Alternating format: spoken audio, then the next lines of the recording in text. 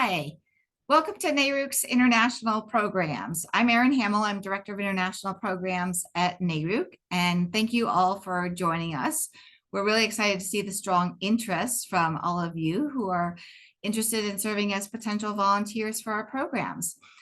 I'm going to take a few minutes and talk through our programs and how they work, and then we actually have two commissioners who have joined us who are going to share firsthand about their experiences as we go through the discussion this afternoon. So just a note that NARUC works around the world to help improve the quality and effectiveness of energy regulation and build sustainable environments for investment and growth. In collaboration with US and foreign partners, our work spans 5 continents and dozens of countries. Our international programs have been in effect since 1999, so we're celebrating 25 years of international engagement. Our vision is a world where effective regulation enriches livelihoods, grows economies, ensures sustainability and secure energy supply, and provides universal access to high-end public services. We have our donors, primarily the U.S. Agency for International Development, which also includes funding designated for Power Africa projects. And we also have the Bureau of Energy Resources at the U.S. Department of State. Those are our 2 main current active donors. We've also had past funding in support of our work from the Asian Development Bank, the World Bank, the Millennium Challenge Corporation, and others. So we thank our donors for our ability for NARUC to engage with international regulators. We work around the world with emerging economies. As you can see, we have robust presence over the years in Asia and the Middle East, and Asia and the Pacific, the Europe and Eurasia region, which also includes the former Soviet Union, and Central and Latin America. And we also have several cross-cutting initiatives that work in multiple regions around the world. We are joined today by our 2 panelists, Commissioner Jennifer Nicholson, who is also chair of CAMPWIT, the Canadian equivalent to NARUC, the Canadian Association, and also Chair Dan Scripps from the Michigan Public Service Commission. So we're really happy to have you join us and share your experiences from firsthand. So I'll turn it over to Jennifer now to talk a little bit about your work and your engagement as a volunteer and what your impressions are. Great, thanks so much, Erin. I feel like I am the biggest fan of these programs. I just started almost a year ago, actually, with my participation. I've been a commissioner for 6 years. My background is in energy and regulation. I'm a chartered professional accountant by training, and have taught at university and through many different programs for about 25 years. So I have quite a bit of experience in that area. So there was an opportunity that came up, as many of you would have seen the emails that we received showing the different opportunities with NARUC International to teach regulatory accounting in Rwanda.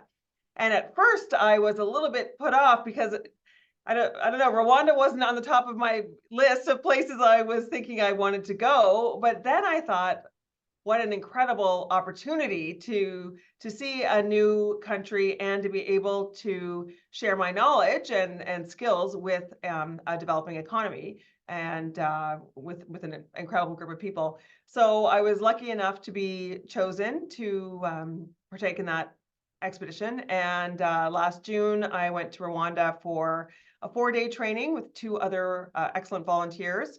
And where we did talk about regulatory accounting was our main focus. So we worked with both the regulator and the utility to help them as they were transitioning to a more transparent system, I'll say. And it was an incredibly rewarding experience. So the people there were excellent, very educated, very skilled, very welcoming. And it was an incredible opportunity to see a different part of the world, different culture, and I thoroughly enjoyed it. And then I got to go to Morocco, to Rabat, Morocco, in where Commissioner Scripps just came back from. But I was there in December as well for a similar type of engagement. We also talked about auditing, so that's something that I have quite a bit of experience with. So regulatory accounting and auditing. And that was also an incredible experience. Great. Thank you very much. And I'll come back to you with some questions in the future, but let me go ahead and move over to Chair Scripps if you want to share a little bit about your experience. Sure, thanks, Aaron. And the only thing I would disagree with Jennifer on is that I think I'm the biggest fan of NARUC's international Oh. programs. Um, I have been on the commission for just over 5 years at this point, and I started in 2019, so even pre-COVID, had the chance to go to North Macedonia for a meeting of European and Eurasian regulators focused on cybersecurity. And cybersecurity is not a place where I am. That's not my background. I'm an attorney. But Michigan has been doing a lot of work in cybersecurity, and particularly at that time was and had developed a number of additions to our rules. And so it felt like a good opportunity to lift up the work that we had been doing and to hopefully use that to inform the work that was being done in a number of those countries. And I got a lot out of it, both in terms of being able to share that, but ultimately getting much, much deeper on a subject in order to participate, helped me grow as a commissioner. And we've seen that, I think, both at the commissioner level, but even more at the staff level, where Michigan's had a long connection with NARUC's international programs. And we have had a number of staff participate regularly in NARUC international dialogues in areas of their particular expertise. And what I hear repeatedly is that you never understand a topic as well as when you have to teach it, and so, or present it. And so to take the expertise that they apply in our proceedings, but then to share that knowledge and expertise with partners around the world has been really rewarding. But that first trip in some ways just really unlocked an interest for me. And I did another trip just before the pandemic in Central America, and have been fortunate enough to do 6 in-country engagements at this point, as well as a number of virtual engagements during the pandemic and since. And my focus has really been, often it's been regional groups. So I've done the Morocco trip, which I just came back from, on grid codes, which we have some experience in Michigan, and also our participation in 2 different regional transmission organizations. But often it's been working with groups of regulators in West Africa, in the Andes in South America, in Central America, in the Caribbean. And so that has, I think, been helpful to understand sort of how different groups are focused on tackling the same challenges. Sometimes it's around like with cybersecurity, a particular issue, and sometimes it's those groups are talking among themselves around regional market development and transmission linkages. And again, participating in multiple regional transmission organizations, and then also having an international scene with the Ontario operator has helped, I think, inform some of those things. So it's an incredibly rewarding. It's also been rewarding to see sort of the engagement of others in Michigan, and it's I think a great thing in terms of raising up some of our best staff members and sharing their expertise. We've also had the opportunity to host regulators who are visiting the United States and made Michigan part of their stop, and those have been just incredibly rewarding as well. You see things beyond Lansing, beyond Michigan, when you have the opportunity to participate in some of these international engagements.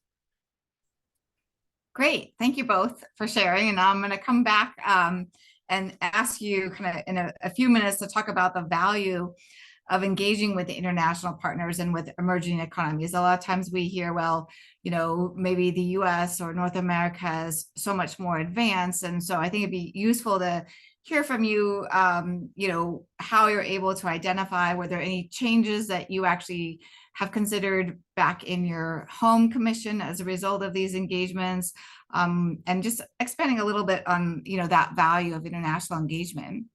Meanwhile, I'm just going to share some examples of the work that we have been doing over the last couple of years. And so one of the things that really has changed in the last 10 years, especially, is the focus on implementation and support to the energy regulators to really ensure that they can not just put a regulation on paper, because frankly, anybody can do that at this point. There are a million out there on the internet. But really what we see the greatest need and challenge is about how do I implement this regulation once I do adopt it? And what are the first steps? How do I interact with other stakeholders, with the utility, with ministries, with NGOs and consumer groups? And so that's really what we've been focusing on, is to really focus that implementation aspect side of things. And so another aspect that we really built up in the last 3 years is our gender programs. And we have, under the Europe and Eurasia Bureau at USAID, our Advancing Women Leaders in Energy program. And this actually has 5 tracks focusing both on individual leadership skills development and career enhancing strengths, and then also focusing on institutional change. And so this has been a gender program that began probably 5 years ago, more in the Power Africa, with some gender internships that we've been supporting and continue to support. But really, we've taken it and turned it into a very robust program. We have a lot of US and Canadian commissioners and commission staff who serve as mentors to our women in the Europe and Eurasia region, and really are championing them to support their leadership skills development as well as their career path development. And one of the most exciting things we just did last week was we participated in the launch of a new Women in Energy Transition Association in the country of Bosnia and Herzegovina. So we're excited to see that start to grow and take off and be part of the catalyst to get that moving. We also have worked in Bangladesh, working on energy audits and really focusing on, what is the role of the regulator, right? What do they specifically need to do? What are the skill sets that the commission staff need to have to go out and conduct these audits? So a lot of times what you'll see as a volunteer is we might be peer reviewing a draft regulation. We might be writing even a regulation or a guiding set of framework principles, but we almost always try to have an accompanying action plan or implementation plan that gets into the nitty-gritty of how does that regulator impact those changes and affect them in their commission, and how do they function within the overall energy sector and as part of the reform process that may be going on in their country. And as you can see as I scroll through these, we've had a wide impact around the world. Obviously, there's different challenges and different contexts, and what we see in one region might be on face a little bit different than what we see in another region. But once we get down to it, there are many common similarities. And so one of the common issues that we see is cost reflective tariffs. We've done a significant amount of work on, we have a tariff toolkit. It's an 8-part primer that focuses on what is needed for cost reflectiveness. How do you deal with the accounting? How do you deal with the uniform system accounts?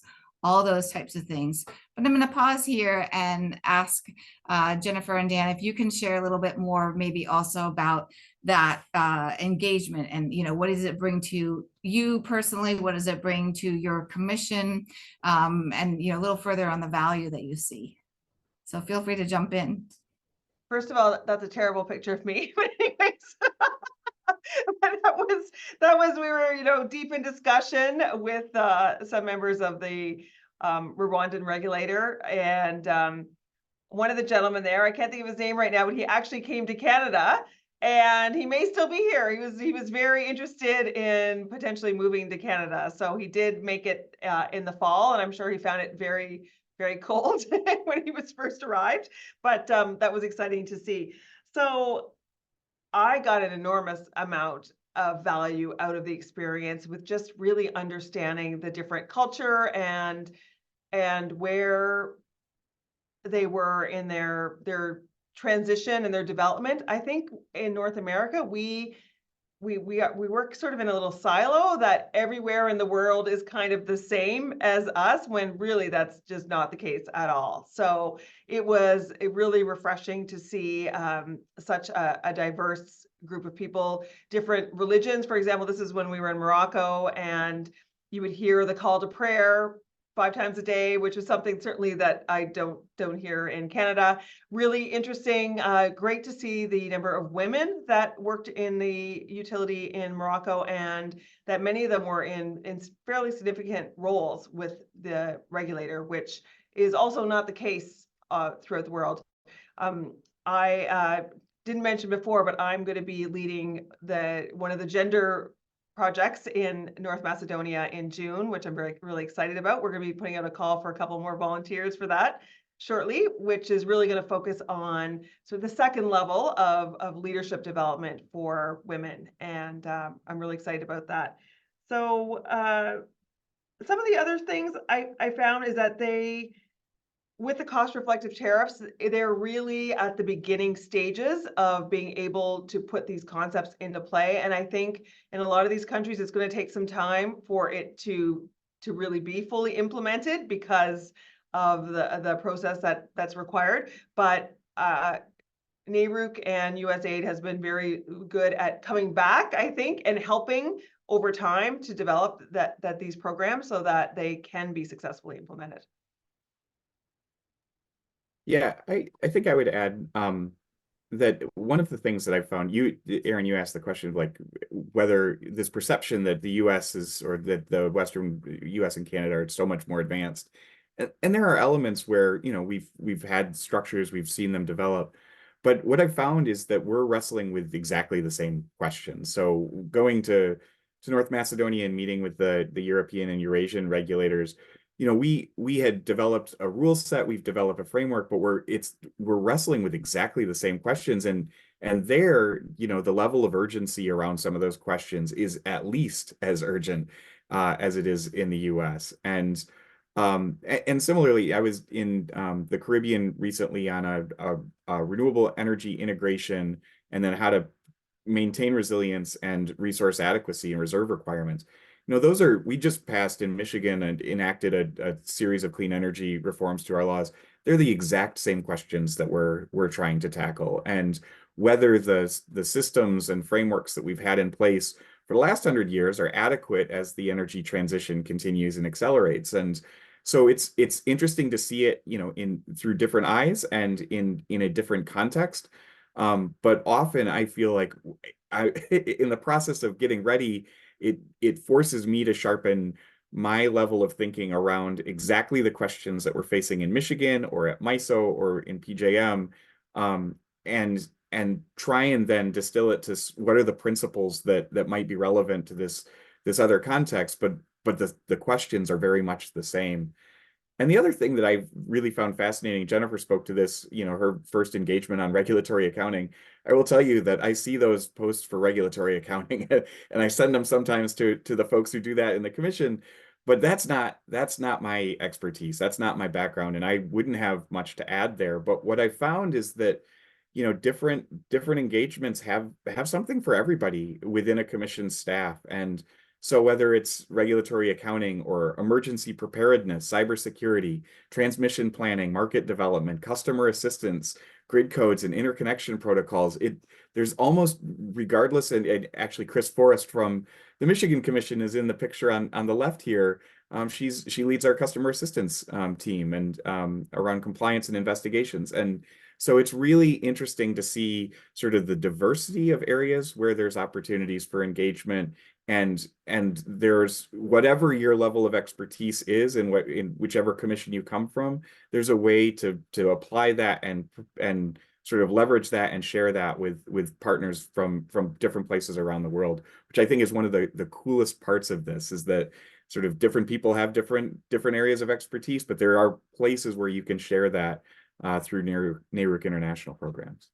Yeah, I think I'd also add, it's a really good point about the same issue. So a lot of the cost reflective tariff issues is affordability, and that the developing countries are struggling with how do their customers afford to actually pay the cost reflective tariffs.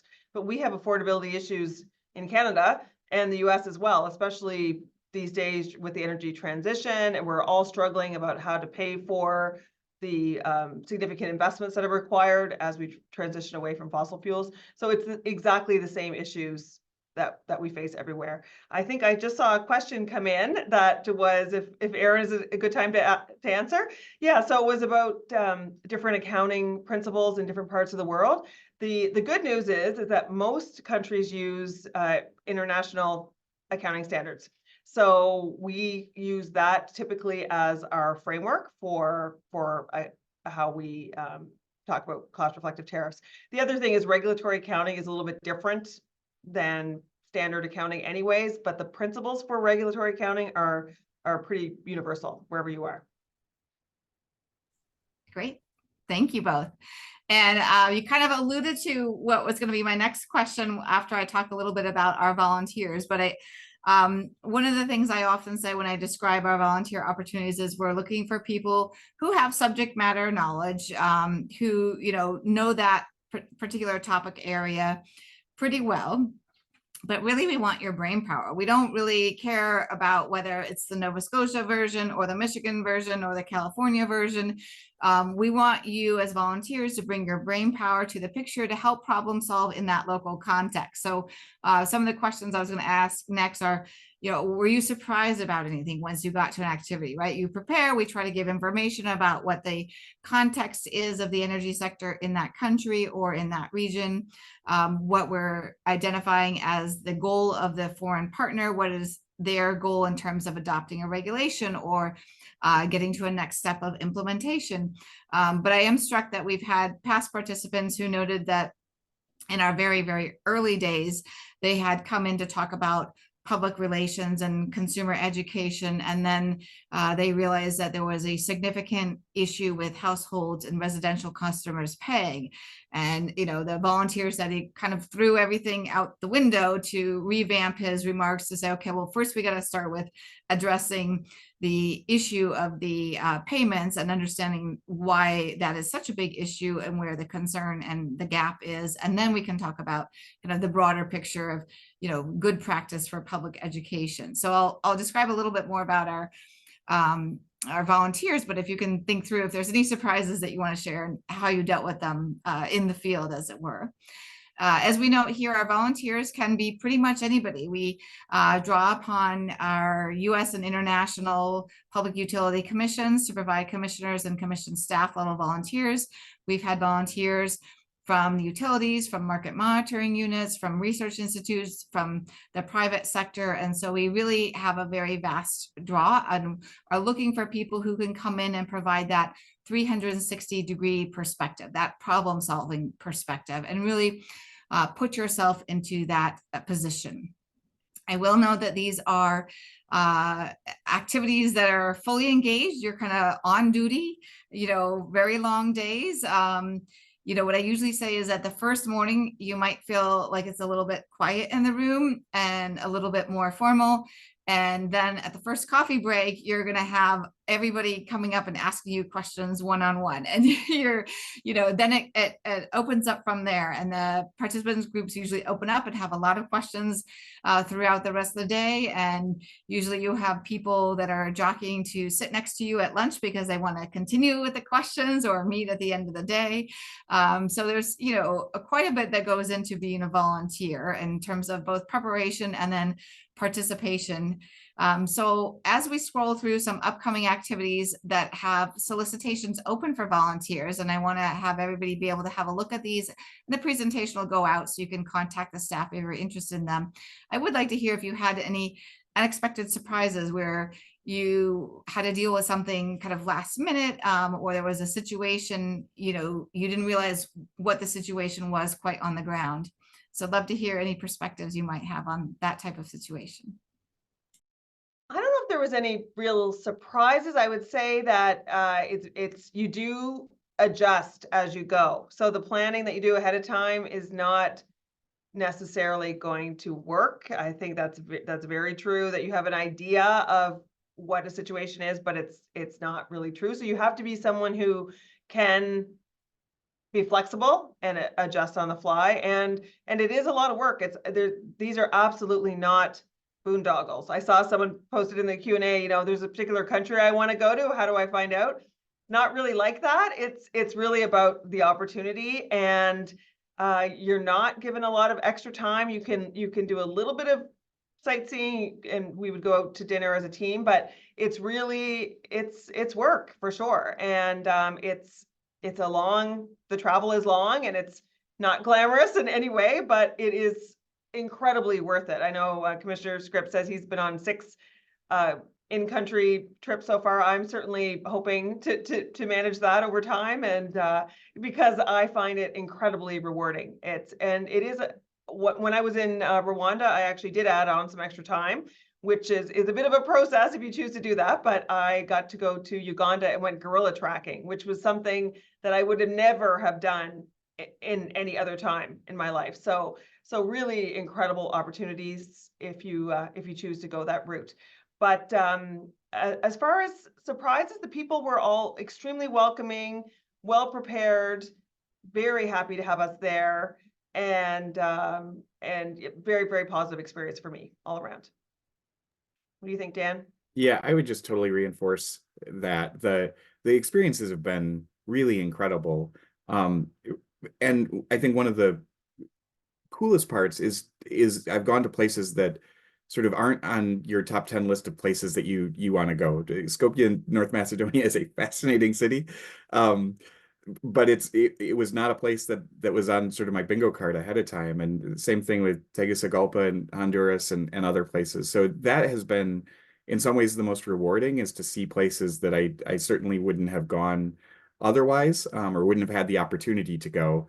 And you really get a sense of the differences.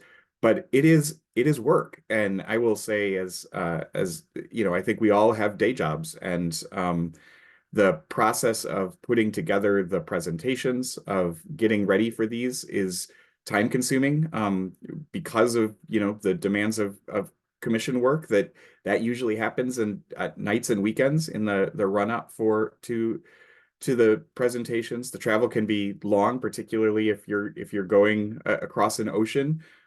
These are economy flights, so and the accommodations when you get there are comfortable, but you're not in resorts, and you're not in sort of the 5-star hotels. They're comfortable, but they're not. But it's work, and so that's the important part, because at the end of it, I feel like I'm contributing to a larger conversation. Aaron talked about the goal of contributing to the quality and effectiveness of energy regulation. And you hope that after spending a week with people and sometimes some follow-up conversations, that you've been able to advance some of that. It's incredibly rewarding when you see sort of, I was doing interconnection work in Central America, and to actually see some of the countries participating promulgate interconnection standards that reflect local concerns and priorities and fit within their framework, but hopefully make use of some of the things that we were able to bring. And then I think I never actually answered Aaron's question, which is sort of the need to be flexible on, and that has been true in every single one of these, that doing there was a work around a sort of gap analysis in the development of a West Africa energy market and additional transmission linkages. And I sort of went to Ghana in Accra, and what happened was there were a number of, all of the countries came, but some of the work that maybe the consultant had hoped would be done ahead of time hadn't been. And so we sort of shifted on the fly, and it really became sort of taking advantage of the fact that they were in the room to sort of survey them and go through sort of line by line from the sort of gap analysis and the framework, and identify who does what in your country around each of these sort of needs in the development of a market or development of increased transmission. And that I thought was incredibly useful, because we sort of used the time that we had, and it went in a very different direction. But we also had an expert from NERC, the Electric Reliability Corporation, who then was able to sort of weigh in on how NERC's framework and their model works around some of the gaps that had been identified. So absolutely, the sort of need to be flexible and sort of meet people where they are, and hopefully then sort of find ways that you can be valuable in whatever they're working through. That's why we're there. It's not just, nobody really cares what the Michigan model looks like.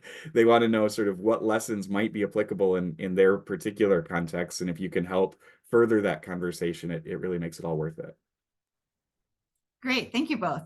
I'm going to jump over to our questions and answer some of them.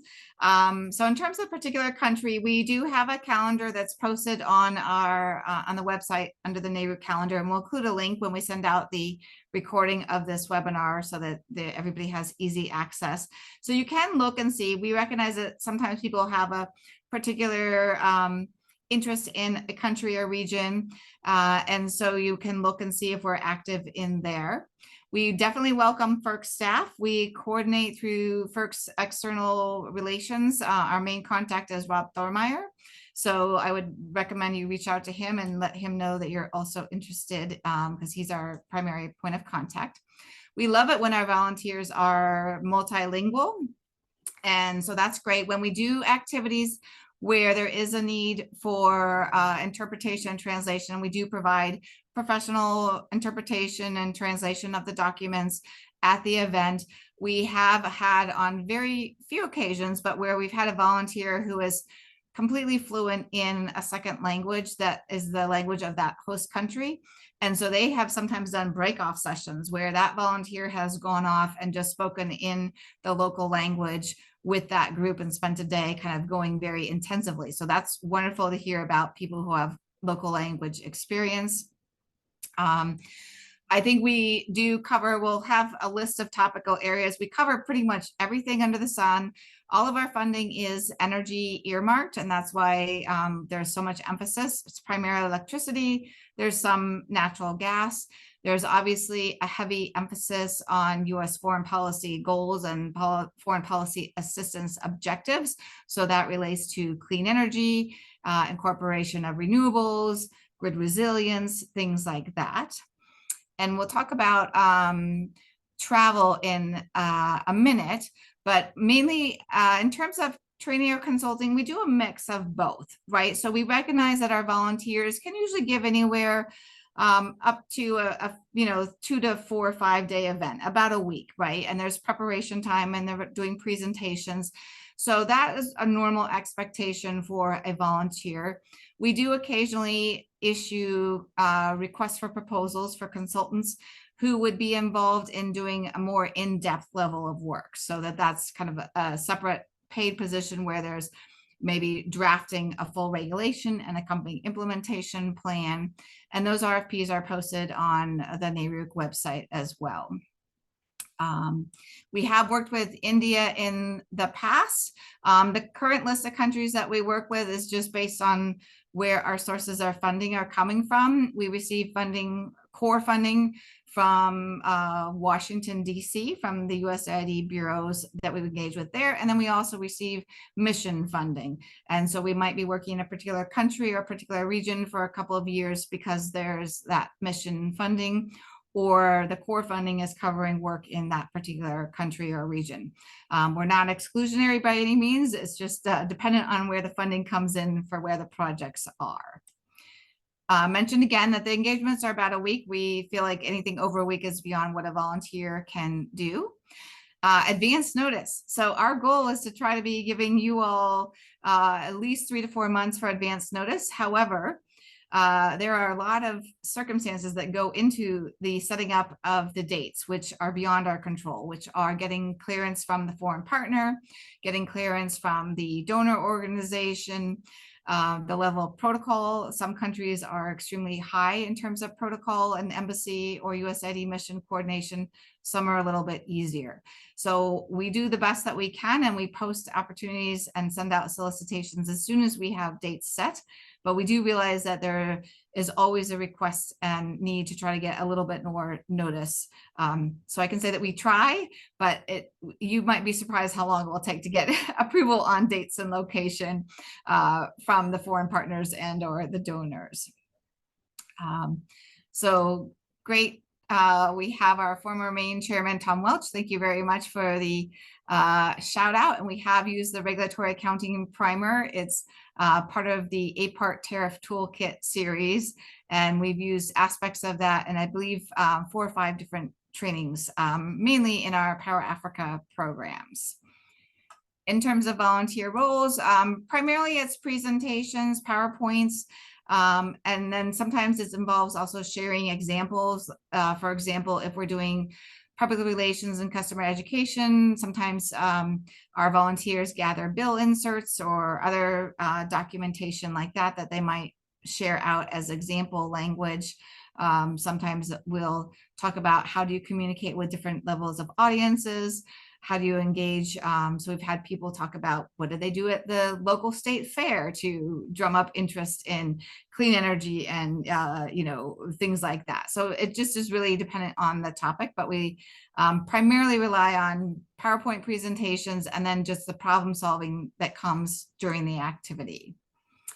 We do have opportunities that are remote, and we have listed here an immediate opportunity we have on a remote peer review on enabling power purchase agreements. We're still looking for some additional perspective, so please feel free to reach out to our contact or to me if you're interested. And we do deal with legal issues as well. As we get to that point, there's a myriad of topical issues that we get to. We are trying to get into waste and wastewater issues, but again, as I said, right now our sources of funding have been primarily energy earmarked, so that's why we have done that.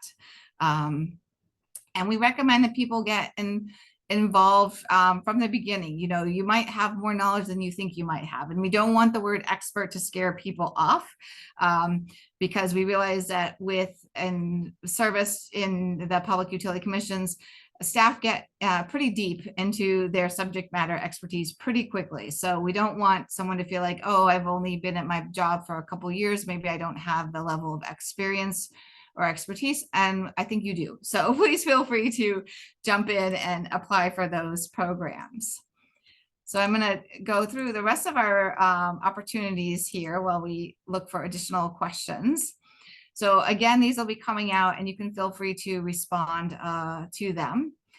We've talked a little bit about the benefits, and thank you both for sharing your perspectives. We do hear feedback that these are amongst, almost the most rewarding trips and activities and engagements that many of our commissioners and commission staff get involved in, right? It's an opportunity to learn about usually a very different culture and country and geoeconomic situation. There's an opportunity to learn from the other volunteers as well, and to get to bring that maybe back to your home commission, and to really showcase yourself and build your own credibility and reputation as a subject matter expert. So we really encourage you to reach out, to get involved, to make sure you're on our distribution list, and to encourage each other, right? We often say in the solicitation, please forward this to anybody else in your commission or your organization that you think might be interested. So turning to logistics, because there are a couple of questions about that. As we mentioned, so our donor funding from USAID or Department of State covers the travel related costs. We have a logistics team that books the airfare and the hotel, ground transportation upon arrival, provides for meal per diem or group meals, cover vaccinations when they're necessary, and supplemental medical insurance. So we handle all the logistics. You don't need to worry about that. We even help with passport renewal and instructions on that if you are in such a situation. And we have a staff person that travels and is part of the delegation in organizing and managing all the action kind of on the ground. We do ask that our volunteers meet with a staff person, very regularly. You're kind of on duty the whole time that you're in country, obviously. And a lot of times what we'll do is have a quick, 15-20 minute meeting at the end of each day between the NARUC staff person and the volunteer to talk about what were, the highlights, what are the action items. If there's anything that we feel like we want to go over the next morning, right? Sometimes you realize that you look around the audience and there might be confusing faces. And so we might say, okay, we're going to take 15 minutes in the morning and go over this concept again to make sure everybody's on the same page. In terms of the State Department warnings, we do adhere to those and we follow those. Luckily, we've not had too many instances where we've had to change an activity, but if needed, we will change a date.